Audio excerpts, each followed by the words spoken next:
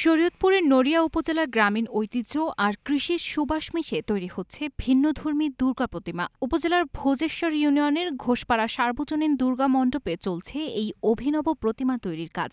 প্রতিমার গায়ে সূক্ষ্মভাবে বসানো হচ্ছে সোনালী ধানের শীষ, যা ইতোমধ্যেই দর্শনার্থী ও ভক্তদের আকর্ষণের কেন্দ্রবিন্দু হয়ে উঠেছে।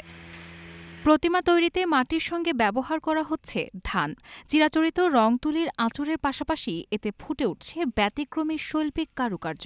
প্রায় ২.৫ মাস ধরে ৫ জন শিল্পী দিনরাত এক করে প্রতিমাটি তৈরি করেছেন। ৮ ফুট উচ্চতার এই প্রতিমা সাজাতে প্রায় ১ মণ ধান লাগবে বলে জানান প্রতিমা শিল্পীরা। পূজা উপলক্ষে শরীয়তপুরে এবার ১০১টি মণ্ডপে দুর্গাপূজা অনুষ্ঠিত হবে। তবে নান্দনিক সাজসজ্জা ও আলোকবর্ণিল আয়োজনে ঘোষপাড়ার প্রতিমা ইতোমধ্যেই বিশেষ আকর্ষণ হিসেবে জায়গা করে নিয়েছে ভক্তদের মনে। ধান দিয়া সাজানো হচ্ছে এই প্রতিমা আমরা কোনোদিন, আমার ৭৫ বছর বয়স হয়েছে, আমি আজ পর্যন্ত এরকম সৌন্দর্য দেখি নাই। খুব সুন্দরভাবে সাজানো হচ্ছে। কার্তিক, গণেশ, লক্ষ্মী, সরস্বতী, দুর্গা মা সব কিছু ধান দিয়া সাজানো হচ্ছে।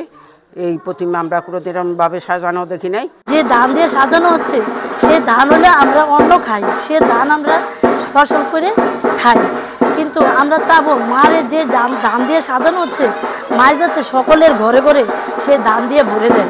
ধান দিয়ে প্রতিমা তৈরির এই অভিনব উদ্যোগ এখন কেবল একটি পূজা মণ্ডপের প্রতীক নয়, হয়ে উঠেছে সংস্কৃতি, কৃষি আর সৃজনশীলতার এক অপূর্ব মিলবন্ধন। দর্শনার্থীদের প্রত্যাশা, দুর্গার আশীর্বাদে যেমন মিলবে শান্তি ও সমৃদ্ধি, তেমনি টিকে থাকুক বাংলার গ্রামীণ ঐতিহ্যের এই সোনালী স্পর্শ।